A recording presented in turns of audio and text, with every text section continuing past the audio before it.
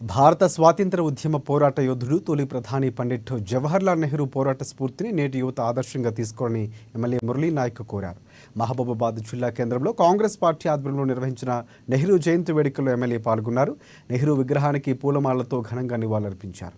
దేశానికి ఆయన అందించిన సేవలు గుర్తు చేసుకుంటూ నవంబర్ 14న పిల్లల దినోత్సవం జరుపుకుంటున్నామని తెలిపారు. నెహ్రూ జైలు జీవితం గడిపిన రోజుల్లో ఆయన రాసిన లేఖలతో తన కూతురు ఇందిరాగాంధీ దేశానికి ప్రధానిగా ఎదిగారని కొనియాడారు.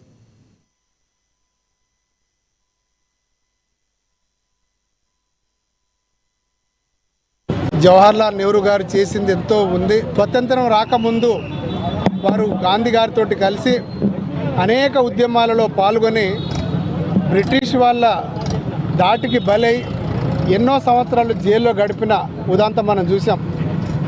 చాలా గౌరవ కుటుంబంలో పుట్టినటువంటి జవహర్లాల్ నెహ్రూ గారు అందరినీ హక్కున చేర్చుకొని ఆ రోజు బ్రిటిష్కు వ్యతిరేకంగా ఉద్యమంలో చాలా చురుగ్గా పాల్గొని వాళ్ళ బిడ్డ అయినటువంటి ఇందిరాగాంధీ గారు కూడా వారికి జైల్లో ఉన్నప్పుడు అనేక లేఖలు రాశారు. ప్రజల మనస్సులు, వాళ్ళ బాధలు, కష్ట సుఖాలన్నీ ఆ లెటర్లో పొందుపరిచిన అంశాన్ని మనం చూసాం.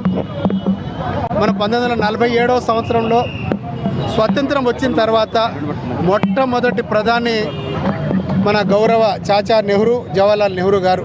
బడుగు బలహీన వర్గాలకు